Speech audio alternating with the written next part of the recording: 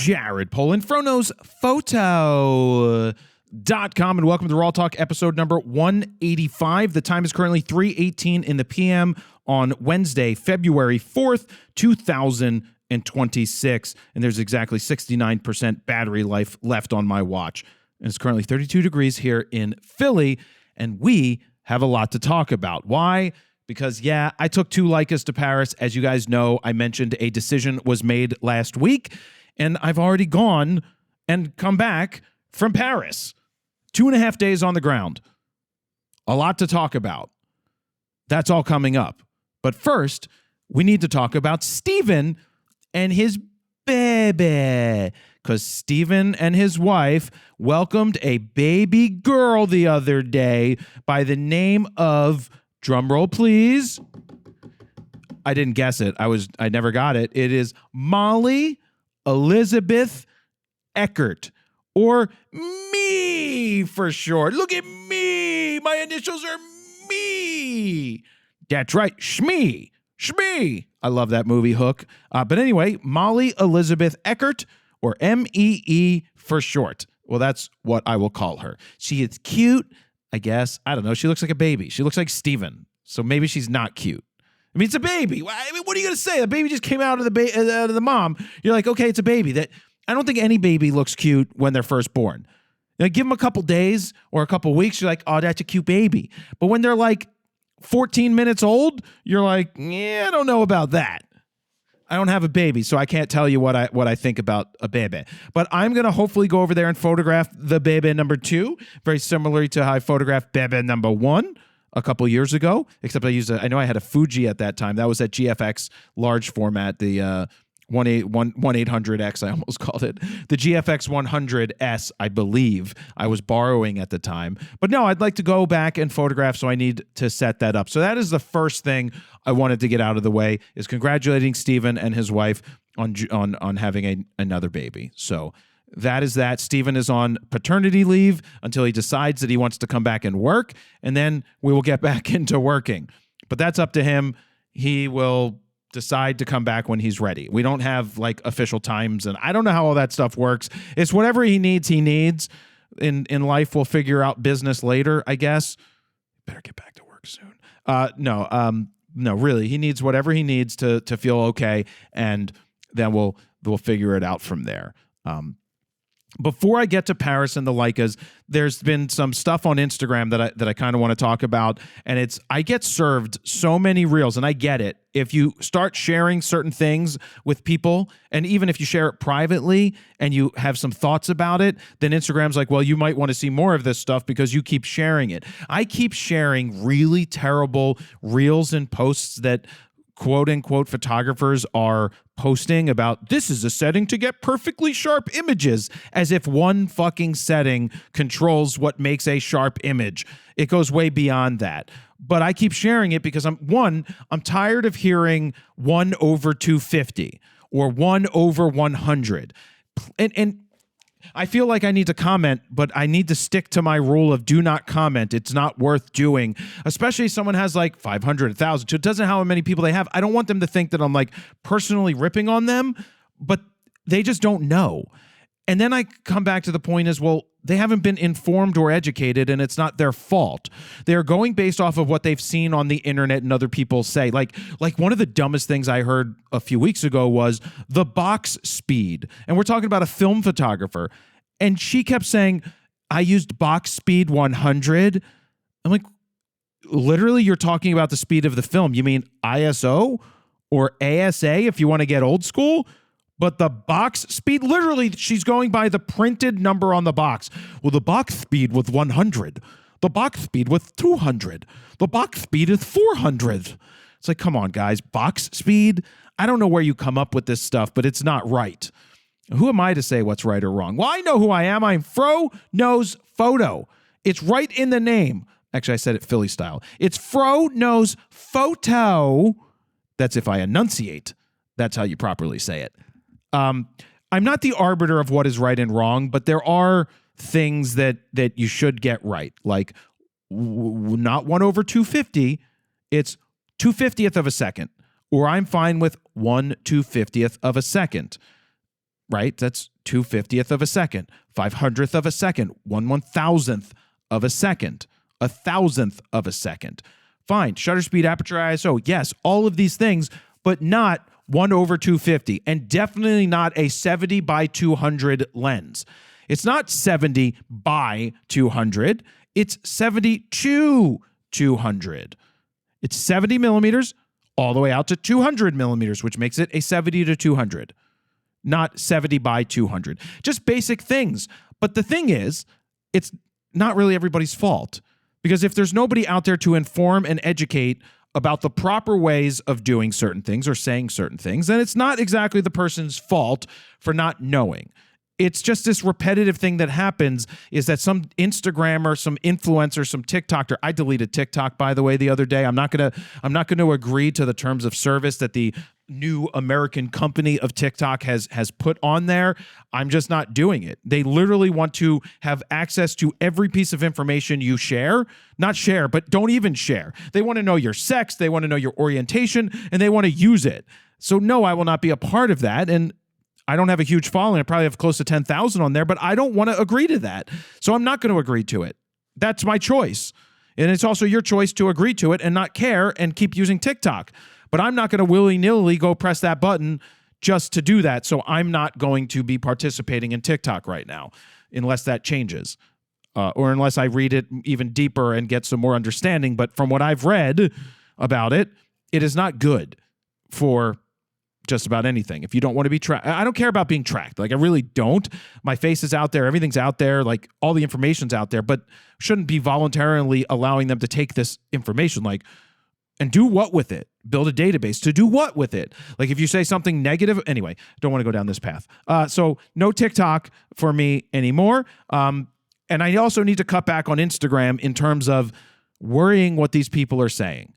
Yeah, so what I was saying is that the TikTokers and the Instagrammers and the influencers in the photo world who aren't actual photographers, who have picked up cameras, totally fine, awesome, love the fact that they're being creative, love the fact that they are doing something, hopefully going to learn and get better and buy more product and just get better before they buy more product, but they've just didn't have the education to know how to properly say things. So now all I get served is this type of thing. So like before this, earlier in the day, somebody made like a really good suicide prevention type video, and I liked it and I shared it and I posted it, and then the next 5 videos I got were about suicide. Talk about a bad thing. I want suicide prevention, fine, but then now you start telling me all about suicide, I'll be like, well, I don't care what people think after I die. Like, it's just bad. So anyway, we need to inform, we need to educate, and that would be better. And also, the more you like or share or comment or do whatever on the internet, the more the stuff is going to be sent to you. The one that I did what's it called? A snatch incoming? No, stitch incoming, not snatch. I mean, I would really like some snatch incoming. That would be awesome. But no, it wasn't snatch incoming. It was stitch incoming. Was this girl put out a video on Instagram that said, I have the perfect setting to make sure you get perfectly tack sharp images every time. And of course, she's talking about back button focus, where let me take a sidestep and say, look, if you want to use back button focus, don't let me tell you not to. I can tell you why I don't, and I've shared why I don't, and that's your choice after that. I use front button, and that's fine. But she was showing turn off front button, turn on back button, go into this mode. She went into single focus mode, not servo mode on her Canon, modern day Canon, by the way. And she's like, has a stuffed animal. And she's like, look, you just hold the back button down to get your focus, and then you can take your finger off the button and move the camera and compose any way you want, and then take the picture, and it stays perfectly in focus. It's like, well, if you're shooting at 1.4, that's not going to happen. If your subject is moving, that's not going to happen. There is nothing wrong with focusing and recomposing, except 20 years ago, that's what we did. There is no reason to focus and recompose today in single point focus. The camera, especially the one that she was using, has the ability to do lock-on tracking and face detection or subject detection, which means it defeats the whole purpose to lock focus in and recompose. That is a surefire way to make sure you don't get perfectly tack sharp images every time. That is a bad thing to suggest people do. The right way to do it is, even if you want to use back button focus, which I don't agree with, but you could set back button focus on. and it activates autofocus, which activates the lock-on tracking, face detection. And then you can keep it held in and then press the shutter button, which I hate having to press two buttons. Like hold one in on the back while you press the shutter to take a picture is awkward to me, instead of just focusing with your pointer finger on your right hand and then pressing all the way to take the damn picture. That's one function. That's two functions with one finger, not two buttons with two fingers. That kind of makes your brain have to do more, and I feel that it's slower and will slow you down. But her suggestions of focusing and recomposing are just bad, because with lock-on tracking technology, especially being able to shoot at 1.2 wide open and track subjects, that's why we do continuous autofocus with the subject detection and lock-on tracking, and thus why I made that reel. And so I read I looked at I haven't looked at the guy, I forgot about it today, so I haven't looked at the comments in a minute. But of course you get people, why is this photographer so angry? It's like, I'm not angry. I may get loud and I may share some information, but it's just like, I need to say what I need to say to help educate and inform people on why that is bad. And people are like, well, but why it's not a problem. Actually, I don't even think I made this reel. I think I filmed the reel and it didn't post. I realized I'm talking about the wrong reel. I wanted to talk about this one. The one that I posted that I got some shit about being angry for was where the person who said they got married was like, we couldn't afford a wedding photographer, so we used this service that has a QR code and allowed our guests to take pictures, and this organized it all in one place, and it was so amazing, and it was so great, we didn't need a photographer. The point I was making with posting that video was, this is not an answer to replacing a photographer. It's very similar to back in the day when you put point and shoot cameras on the table and you're like, okay, everybody take point and shoot, just use these disposable cameras and take pictures of your dick in the bathroom and people mooning and just really terrible snapshots. No, it's fun as an add-on. The point I was getting at is, this is not a replacement for a real photographer. You could say you can't afford a photographer, but then you also had 178 people at your wedding. If you can afford 178 people at your wedding and flowers and cake and all of that shit and the food, then you could afford a photographer. And the only thing that's living on from the day of that fucking wedding, and I used to say this to people, are your photos. Photos live on. Food gets eaten, shit out, and flowers die. So I used to say, flowers die, food gets eaten, and people shit it out. Yeah, that's my sales pitch, guys. That was my sales pitch. I was like, the only thing that lives on are the photographs. Of course, videos and all that stuff live on too, but photographs are so important. And if photography is important to documenting your day, why would you leave that to someone to ask all of your guests to do all your photos? Now, when I go to a wedding, I absolutely do bring a camera just in case we run into an incident like at Dan's wedding where his photographer didn't show up. That was a thing. And that was the time where Todd was like, don't bring your camera, Jared, you're a guest. And all I had was a DX01, and I had to borrow one of his friend's videographers who had a 60D, and I didn't know how to use Canon at the time, especially the way he set it up, but I still took a bunch of RAW pictures and I made it work. But I wish I took my camera. But I always take my camera to weddings. But I will stay out of the way. I will sit in a seat and take photos from my seat. I will not get in the way of the photographer. One of the recent weddings I went to, probably a year ago at this point, it was just when I got the wide lux, and I took the wide lux to the wedding, and I banged out a roll of film, and these photos were fucking cool. It was the first time I used the wide lux, and I gave that as a gift on top of the money that I gave, but I gave that as a gift to the bride and the groom, and they loved it. So that video I made was just like, stop, like, this is not an answer, especially if you can't afford a photographer. At the very least, ask a friend with a camera to take your wedding photos. I never recommend that friends shoot weddings, but if it's the difference between not having photos at all or having photos, then ask someone you know who has a camera and be like, look, we would love for you to attend. You can attend. You can say no. We know that you're not a wedding photographer, but we can't afford photographs right now. Would you be able to help us out and take some photos? Would that be okay? Like if you do it at night, that's totally fine.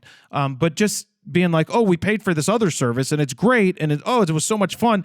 It's great. Fine. As an addition, as an add-on, that's fine. I want to talk about Leica though. I want to move on. Put that shit to rest. I was in Paris with two Leicas for 2.5 days. We had the M11 monochrome we had the MEV1 and the 35 1.4 Summilux Leica. And I will tell you the reason that I wanted to use the M11, as I said last week, is that Paris in the 30s, I wanted to feel like Paris in the 30s and 40s, a more softer type of look. And that is actually evident in the editing of the images that I've done. You can go see some of the images that I have posted on my I have posted on my website. Go to jaredpolin.com/places. If you go there and you scroll down a little bit, you will see Paris 2026 Leica. Yeah, you will see that. That is a gallery of the images. And you might notice it doesn't follow my normal style of super high contrasty or Skittles even for black and white. I was torn. Now, when I edited with Skittles, I liked the way that it looked, but it also gave it a very modern digital look, which defeated the purpose in my brain of what I was trying to accomplish and what I envisioned for the images. So I went with a little bit more of a raw, softer edit. So the raw files come in, there's no edits on them, and I kept them very similar to the raw data that came off the sensor, with not a lot of processing after the fact, because I liked the grayer dynamic range of it, the more gray tone feel of it versus the super bright areas and the super dark blacks, which is a style that I have edited in for a very long time. And I feel that actually, as of late, I've been doing more pulling back on that than not. And the reason I've pulled back on it more so as of late is because it just feels like sometimes it's too contrasty and that it feels more real when I pull back. And this might be an evolution of my vision. It might be an evolution of my style. It just feels, and part of it is from when I do the 4x5 project, is that I don't make those super contrasty because I like that they feel period specific and period authentic. And so my Paris photos, I believe, have that feel. So again, you could go to jaredpolin.com/places, look for the Paris 2026 Leica gallery, and you can see those images. But I want to read you a quote that I wrote. So I'm quoting myself here. And then I'll get into all of the Leica stuff, why I was there, who I took with me, things that I experienced, things that I did.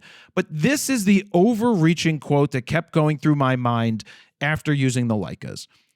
And let me preface it by saying, when mirrorless cameras came out, you might have heard me make a statement very similar to what I'm about to make about capturing images and the new technology and why I went all in on what it offered and why I went to Sony from Nikon at the beginning, and then, because of the IAF and the tracking and the unbelievable capabilities of the modern technology. So with that prefaced, here is the quote. I am able to capture things I otherwise would have missed. So with the modern technology, I'm able to capture things I otherwise would have missed. Whereas with a Leica, it feels like I'm able to miss the stuff I would have otherwise captured. And I know that there's Leica diehards, and it is absolutely the cult of Leica. This is a very cultish following and group of people, meaning they don't feel that Leica can do any wrong, or that regardless of how something looks or compares or is easier or is harder or is something else, they will always tell you that the Leica has a specific look, but there's no way they could tell the two apart if I was to put an R8 image from Paris up next to a Leica image from Paris, both done with 35 1.4s. It would be very difficult for people to know. They will always be like, oh, but there's this beautiful bokeh, or the fall off is just so great with the Leica. Okay, that's all well and good. But the point that I'm making is that with the new mirrorless technology, if I was picking a system or a camera to go with, I would want to utilize, for me, this is personal choice, I would want to utilize the latest technology that allows me to capture focus at 1.4 and 1.2 repeatedly and fast, and be able to also expose and compose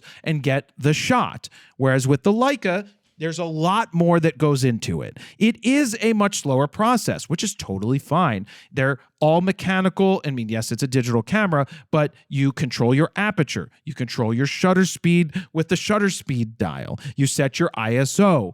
And which I think is if you really want to shoot a Leica, then you should be forced to shoot 36 images at one ISO. Or if you really are such a diehard purist, then you should be shooting Leica, but with film. I'm not a rangefinder shooter. I can't believe that someone did say this, and a lot of people, that the rangefinder is a faster form of focusing than modern autofocus. And there is no way. And now let me also say that I can't use a rangefinder. Part of the reason I can't use a rangefinder is that my left eye is more blurry than my right eye. My eyes are not perfect. And so having the blur in the eye is very difficult for me to line up those rangefinder boxes. It is very slow. So I am not very good at it. And that's why I use the M11 monochrome with the EVF built in, because for me, that gave me the best opportunity and chance of getting in focus images, because I could zoom in with the digital zoom, like right in, you hit, so it's called focus assist. You press a button and it goes all the way into the subject, and you can like actually check focus, like really check focus on it. And it was very helpful if the subject isn't moving. On the flip side, and I'll tell you about what I was doing in Paris in a minute. The flip side, there's a lot of people that are like, well, you need to zone focus. You could zone focus, and so that all you need to worry about is taking pictures. And the zone will tell you that from 5 to 7 feet, the people will be in focus if they are in that 5 to 7 feet distance from you. I'm like, yeah, but at 1.4, you're not going to get a moving subject. I don't care if you're the greatest zone focusing person in the world. If the subject is in a place that's close to you, if it's 1.4 and they're at 100 feet or 20, 30, 40 feet, and you're at infinite focus, then it doesn't matter. That's not the point. The point is somebody up close and personal in a photojournalistic sense, you can't always have that 5 to 7 feet. And so zone focus says, well, go to f8, and that's going to give you like 12 feet of focus. But now you're at f8. Which kind of defeats the whole purpose of having a 1.4 lens or the new 1.2 lens they just came out with. Taking a step back, why was I in Paris? My buddy DeMarcus, who I met in the photo industry, he used to work for DxO like 15 years ago. I met him, and he's awesome. And we've stayed in touch ever since. Well, DeMarcus decided, he's lived in Paris for 17 years now. He's decided that he's going to be an entrepreneur after he was let go from his last position, which was a good position. And he's taken a chance on himself. He's it's now open, a Pilates yoga workout studio, which is near the Arc de Triomphe. It is right down there, Champs-Élysées or wherever it is. It's close. It's a matter of 3 blocks walking from there. It's insane. It's so close. It's it's a bougie part of town. It's very nice. This studio that he is renting is ungodly, insanely beautiful. And he is catering towards literal supermodels.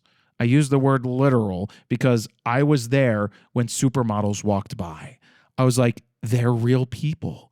6'1", with a hat on, with a bobbed haircut, beautiful looking skin. And then, of course, the yoga pants. But in my opinion, they're a little too thin.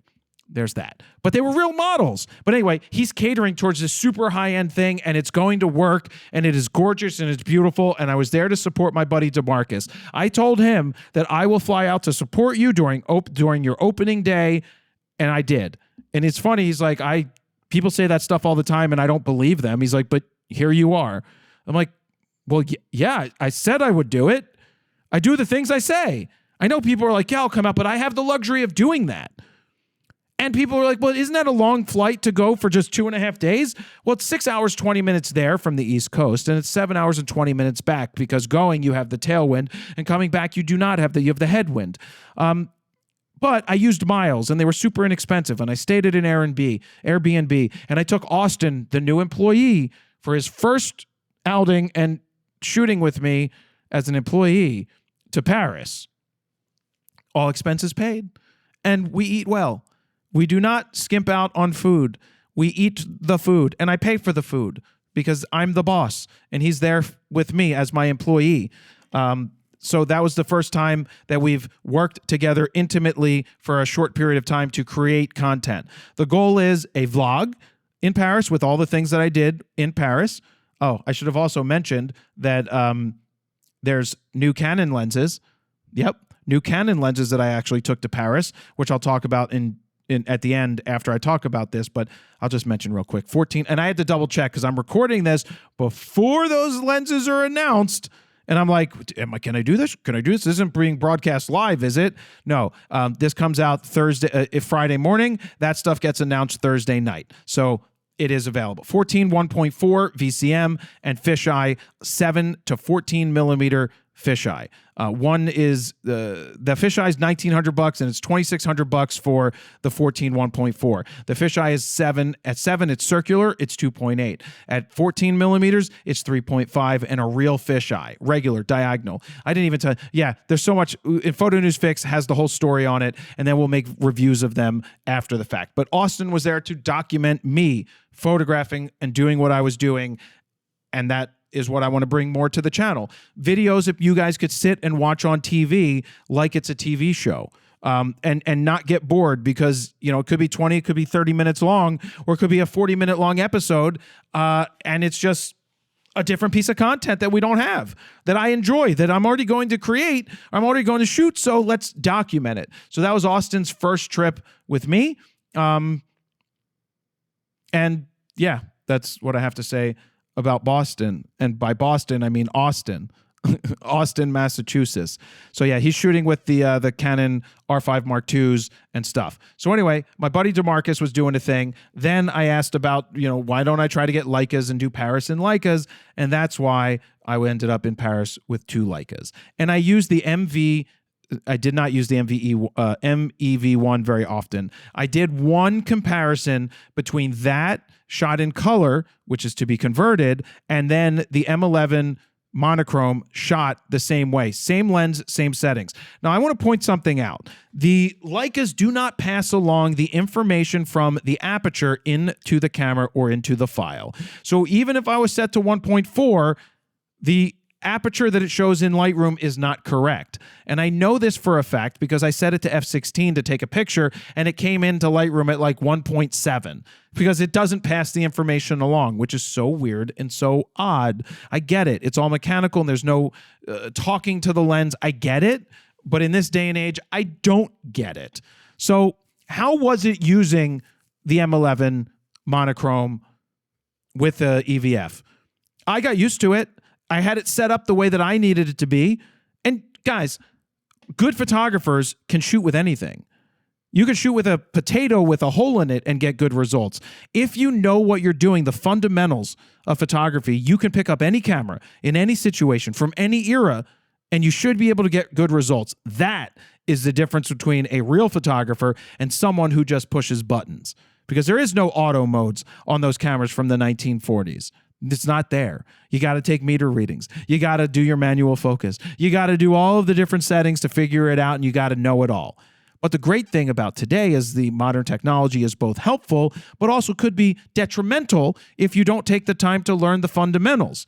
But you do have the ability to learn the fundamentals so much faster than we did back in the day and use the new technology to get better results. Thus, I'm able to capture things that I otherwise would have missed in the past if I didn't have this new modern technology. And with the Leica, it feels like I'm able to miss the stuff that I should have otherwise captured because of the technology. And I know that I'll get shit from Leica shooters, but I don't care because this is my fact. This isn't alternative facts and your vision being clouded by the cult of Leica. And this isn't a rip on Leica. Leica, the modern day Leica, has done an unbelievable job, an incredible job of resurrecting a dying brand and turning them into a global, profitable, sensational company. So big kudos to Leica for building what they've built. Anybody would kill to have a brand like Leica. So this isn't a reflection of the brand, and it's not a reflection of part of it's a reflection of the people who use it and evangelize it and say that it's so incredible and that it's, you know, can't do no wrong. And I'm here to tell you that of course it can do wrong. And I know one of the biggest things people want to know is, can you tell the difference between the monochrome image and then the one that is converted from color? And I posted images that were converted from color before I left. They were the snowstorm images, and I think they were fantastic. And that was the first time I ever used this modern Leica, and that was the MEV1, and it has the built-in EVF. That would be my personal choice if I had to choose between an M11 monochrome or the MEV1. And I know traditionalists will be like, well, it doesn't have a rangefinder. I'm like, well, I can't use a rangefinder anyway, and in this case, I don't lose out on the hot shoe, because that's where the EVF goes on the M11 monochrome. And the difference between the monochrome and the color converted is I really don't think most people will ever know the difference. It would be so hard to tell the difference between one image or the other, which in my opinion makes it kind of makes no sense to have the monochrome sensor. And remember that it's a Sony, I'm pretty sure it's a Sony sensor, a 61 megapixel sensor is the same in the A7CR, the A7R5, the A7R4, all share this same sensor. They just tweak certain things to get rid of the color filter to allow it to be, they say, sharper and better. But how sharp can an image be when you have to manually focus everything, and even at 1.4, it's still difficult to nail the focus. Whereas with modern cameras, I know I'm going to nail the focus at 1.4. And doesn't it defeat the whole purpose that if you tell me to zone focus, that why would I have a 1.4 lens then? I don't want to shoot at f8. I want the background to look better. And there's a prime example of a photo of DeMarcus out on the street in Paris that I shot with zone focus because we're on the street. And I was like, well, I want to make sure I get more in focus, or I want to get something in focus. So I would then go ahead and shoot DeMarcus at a higher aperture, which means everything in the background's in focus, which I don't like. So I enjoyed using the M11 monochrome. I would have enjoyed more so the MEV1 because I wouldn't need that extra EVF on top. And I got used to the autofocus. I got used to how to focus it. I got used to how to make all the changes of the settings and quickly zoom in to check my focus. But I did have things that I missed because I couldn't move quick enough. And that's not from not being a shooter. That's from my settings are all right, but I can't quickly make sure that I'm focused at 1.4 and make sure that the girl playing in the puddle with the Eiffel Tower in the background's in focus. If I shot that with an R8, I would have nailed it because the focus would have gone right to the subject. And I would have been down there in a fraction of a second with the right focal length, or even if I had a 35-1.4, I would have gotten in the perfect spot and it would have been focusing before I even crouched down, and it would have nailed it and it would have banged it out real quick. No, I didn't shoot motor drive at all. I shot on single shot the whole time. And I shot, let me look. How many pictures did I take?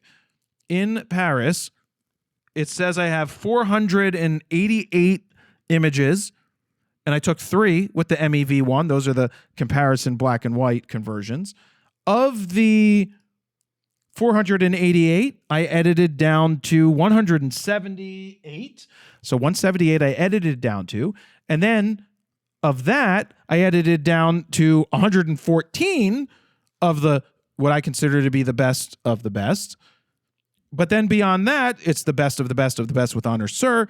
I then put those up on the website. There's like 55 or 54 of those. So those got posted. And if I needed to, I could I could edit it down even more to get the best of the best. But there's multiple things. There's DeMarcus. There's some street stuff. There's a girl at Sacré-Cœur who was an artist who was in college, and I know all this because I talked to her, who was drawing Sacré-Cœur, and she had out charcoal pen, like a charcoal thing and a pen, and it was drizzling, and then it was raining. And I walked over and I said, hey, is it all right if I take some photos of you drawing? And I did some wides, mediums, tights, and details, all with the 35 millimeter thing. And I only took a handful of images because it takes a minute to make sure you can get your focus right. It just takes time. And that's not wrong. That's not a bad thing. But for me, I want to be able to get the shot and not miss the shot. I don't want to miss things that I should have gotten, that I know I would have gotten with a different piece of equipment. And so the Leica is not the type of camera that I personally would buy. I don't want to drop $10,000 for a body, just shy of $10,000, and another $6,500 or $6,400 for a 35-1.4, and then have to get the EVF if you're getting an M11 monochrome, which is another $999. So you're at $20,000. Not even, you're close to $20,000 with tax and cards and extra batteries and maybe the $500 freaking grip. Oh my God, you're at $20,000. Or potentially a little bit more. And for far less, I could have a Canon R8, which I would like to see them upgrade with a new, just a bigger battery. That would be the only thing I would want it to have. Or the Sony A7C II with a 35-1.4 that they make, or a 35-1.4 VCM that Canon makes. And you're in it for $2,300, not $20,000. And no one's going to know. They'll never know. They just won't. You can, it's really, you can put the images up. A winning image is a winning image is a winning image no matter what you take it with. So Leica is a thing. Is it quality? 100%. Manufactured extremely well, great tolerances, beautiful lenses, beautiful mechanisms, beautiful cameras, very expensive. You need the grips. You just need the grip. It made it feel much better when I was out there shooting. But you're not going to get better results, in my opinion, with a Leica. You will get better results with, in my opinion, a mirrorless camera with the same, with spending 90% less. I mean, that's the story, guys. It really is. And I know that people are afraid to call it out and afraid to say it, that, well, what are people going to say? Like, why would they do this? Why you just hate Leica? No, I don't hate Leica. I just shot with Leica in Paris. I made the decision to do it. And I did it, and I accomplished it. And I missed things that I shouldn't have missed. And that's not because I don't know how to use the camera. It's because it defeats the purpose. If I want to shoot at 1.4 or 1.2, I don't want you to tell me that, well, you can't, and zone focus. That's the way you make sure you nail it. So there's that. Let me check my notes here. I also have some more stuff that I mentioned here. It doesn't pass the aperture along. You're basically paying a ton of money to get less. Leica store guy. Oh, yeah, the Leica store guy told me that he basically said that the rangefinder is faster than autofocus in modern cameras, and I just don't. No, the answer is no. That's no, just no. The most important thing note here is compose and expose. If you like barriers, Leica is great for barriers. One, the barrier of entry is super high. It's super expensive. Two, it's a much harder camera to operate and use because there's limitations to shooting everything manual and controlling everything manual. Like, I didn't do auto ISO. I didn't do auto shutter speed. I controlled the dial. I love challenges of shooting with gear. Even with the Leica, I love the challenge. It makes me think. It makes me create something different. It makes me see the world slightly different. And that's fine. But I don't think there were things that I got with the Leica that I wouldn't have done with something 90% less expensive. I would have been able to get those results too. Is the sensor very nice from the M11 monochrome? 100%. Like, if I was off by a stop, like, I looked at some of the files from 7 in the morning when it's still pitch black at the Eiffel Tower, and I raised the exposure just to see what would happen. And it holds up extremely well, even with 61 megapixels. But the whole discussion that it's a triple resolution is bullshit. It's not triple resolution. It's a 61 megapixel sensor, full frame. If you start cropping in, that doesn't mean that it's triple resolution. That just means you have a lot of room to crop, which, in my opinion, defeats the whole purpose of buying such a quality system and quality optics is to crop and take away that information. I don't agree with that. Like, you want to be a purist and be a purist. Don't fucking crop like that. My thoughts. Let's see. Yeah, and then I leave it with it's a cult, because it absolutely is a cult. Let's see. Something funny happened. Austin and I were walking in Paris after leaving DeMarcus's place, so we're in a nice area. The store window has a mannequin with a beautiful sweater on that caught my eye. It was this beautiful blue cardigan. And so the place is called Crimson. And it says, Crimson, the cashmere store since 1984. Crimson-cashmere.com. Not a plug for them. It just so happens to be the name of the store. I went in. I'm like, do you have that in purple? And she pulled out this, and I'll post it on Instagram. I'm going to post a picture of myself on Instagram about it, so you guys can go and comment and say you came from RAWtalk and you know the price, and you can put the price in the comments, because I'm going to ask people to guess the price. You can put the price in there. But I'm just think about a price in your head right now. Cashmere store. They had a purple that was beautiful, like this very light purple that at first I was like, well, that's not the purple I like, but she put it on me, and it looks amazing with my purple scarf and my dark purple shirt. Oh my God, was this gorgeous. And it's 12 layers of cashmere, so it is absolutely warm, and it is gorgeous. And she said it was on sale for 20% off. 20% off, bringing it down to €800, a little bit more than €800. with tax. And guess what I did? I decided to buy it. I bought it. My dad's like, well, how often are you going to wear that thing? I should have been like, well, how often were you going to wear your Coogee sweaters that you paid $600 or $900 for back in 1991? Touche.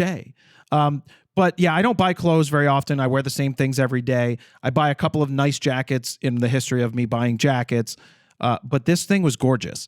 And because it was gorgeous, I have this thing that I do, and yes, I can afford it, but even if it's not something super expensive, where if you encounter something that you absolutely love and you like, and if you can afford it, even if it's not super expensive, you just buy it right then and there.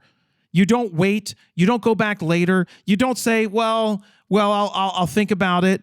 If you feel in your feelses that it's the right move, then make the move. I was like, so I go through my brain. I'm like, $1,000. Yeah, I can afford that. It's a couple of presets. Got to sell a bunch of them, but whatever. I don't buy anything other than properties, houses, and properties and food. That's all I spend my money on when employees don't count. But it's really property and food. That's where I spend my money. And so I was like, yeah, all right, I'll buy it. They threw in a pair of socks. That's right. Purple socks came with it.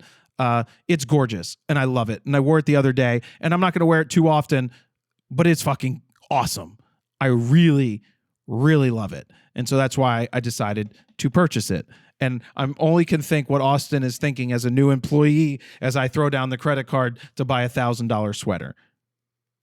I don't know. Cardigan. Love Fool. Love me, say that you love me. So I bought that. We also went to a Martin Parr exhibit. Look up Martin Parr's work. He just passed away a few months ago, and he was a Magnum photographer, so working in the 70s and 80s and all this stuff. His style of work is interesting. And I went through the gallery with Austin, and we recorded, because I had a microphone on, my thoughts while there. And I will tell you that Martin Parr's work is not particularly my favorite style of work. I don't know if he was obtrusive in the street photography world, or if he shoved cameras in people's faces and stole images like some Moskowitz or Marsko, whoever that guy is, that I don't like at all. But from looking at Martin Parr's work, it doesn't look like he's stealing images at all. It feels like it's intent-filled, and a lot of the images had people not looking at the camera, but he was capturing these moments. And what I said to Austin and the camera when we were recording is, this might not be my particular style of photography, but it's certainly a style, and it works in a gallery exhibit. It works when you look at a culmination of a career over decades, and you're like, this makes sense for the style of work. Like, it really resonates for what he was doing over time. Now, if you pull one image out of the thing, you might be like, it's a good image. It's interesting, but whatever. It's like a snapshot. But when you look at what he was able to do time and time again and stick to his style, was pretty incredible. And so you don't have to like every artist's work or every photographer's work, but you can respect it. So I don't like every classic photographer's stuff. Like, I don't like Diane Arbus's work, personally. All of it. But I can respect it. And what she was doing in communities where nobody else would go was incredible. And there's some great work there. But some of the stuff I just don't get. But that's okay. That doesn't take away from the quality of work that she was doing. And in Martin Parr's sense, his work is his style, and works really well. And what was interesting is I didn't take my camera out to shoot in the gallery. I'm like, why would I do that? And then I was looking at his stuff, and you're like, well, he has pictures inside galleries. And I was like, inspired to take the Leica out of the pocket. And this is very similar to like when I bought the cardigan, is if the thought goes through my mind that I should probably take my camera out, like the thought that I should just buy this, well, then maybe I should take the camera out, because something is saying, take the fucking camera out and don't be a lazy bitch. Because sometimes I'm a little lazy bitch and I don't take the camera out, and I should. And so if my brain goes, wow, maybe you should take the camera out, even if I say, well, I don't really see images here, they're not here.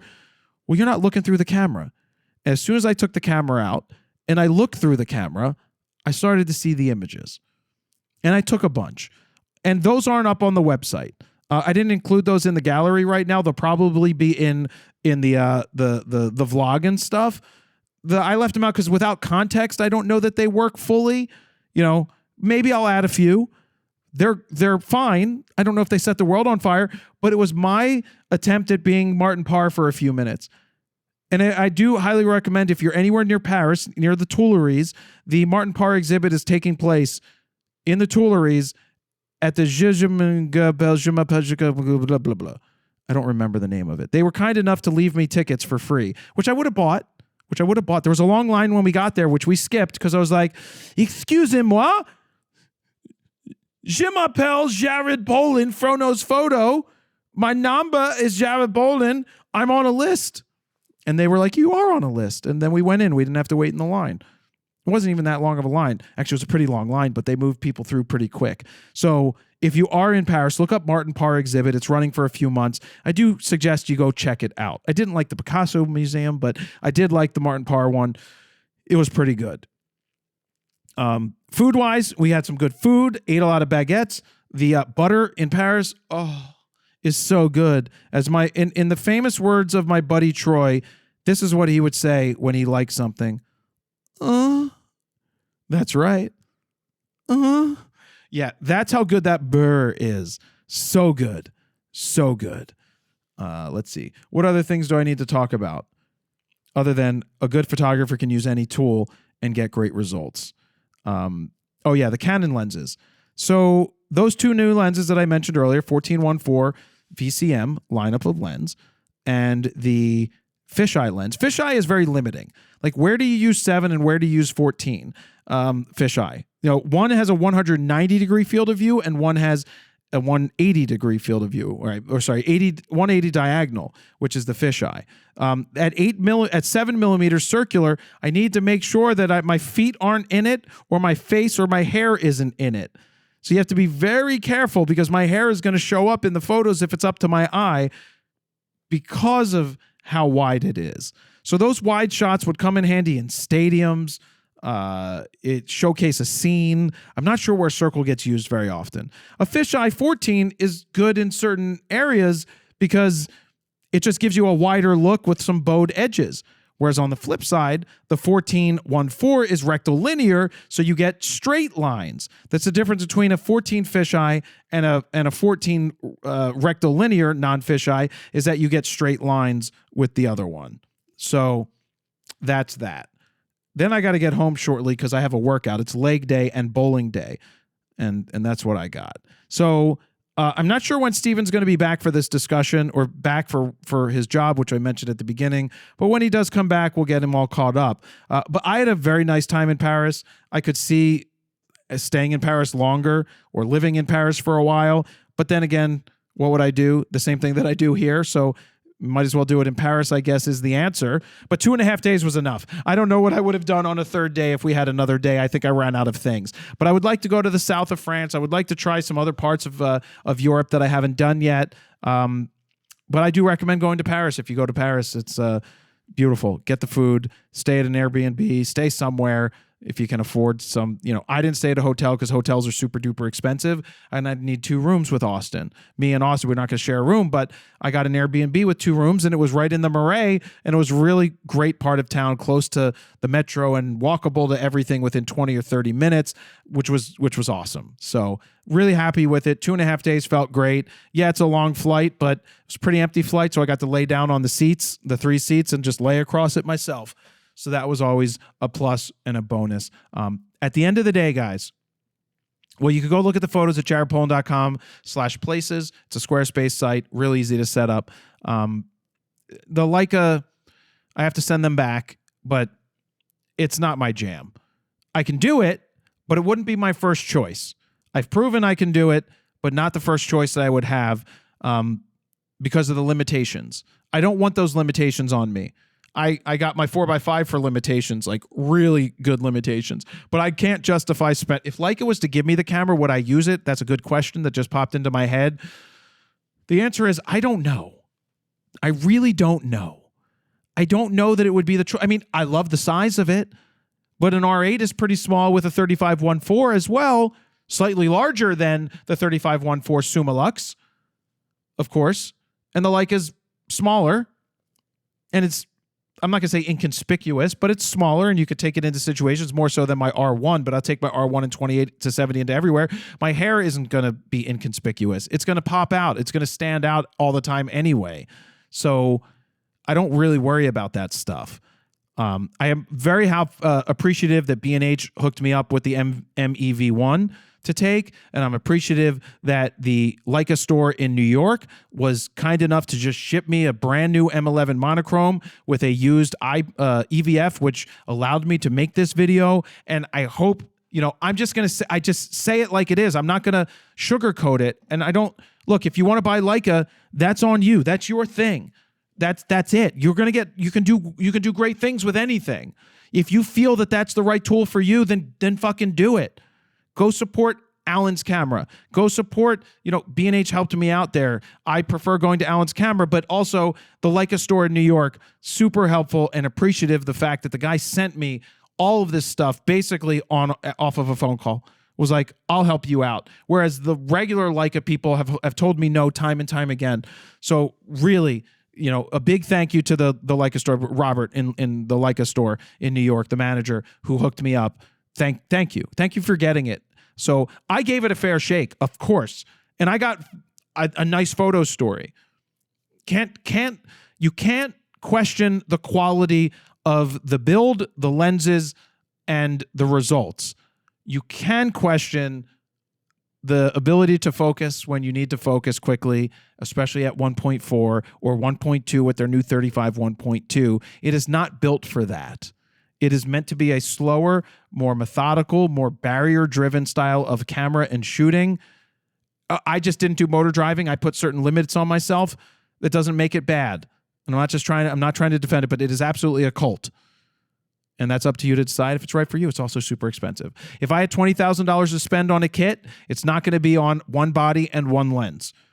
You could do some damage. You could do some damage with an R6 Mark III. 28 to 70 f2. Look, even if you're traveling, you take an R8 and a 28 to 70 2.8. You could do that. Like, let me look that up real fast. 28 to 70 2.8 RF is a $1,000 lens, $1,100 lens. And an R8 right now is on sale for $1,449. You could probably get it for even less at some point. But if they have it refurbed or refurbed in the store, it's probably $1,000. And that's the same sensor as you get in the R6 Mark II. Love it. Just bad battery life. That's the only thing. And doesn't have a stabilized sensor. But $1,400, for under $2,500, you're crushing it with those two lenses. But if you have 20 grand to spend, probably an R6 Mark III with a grip is a great starting point.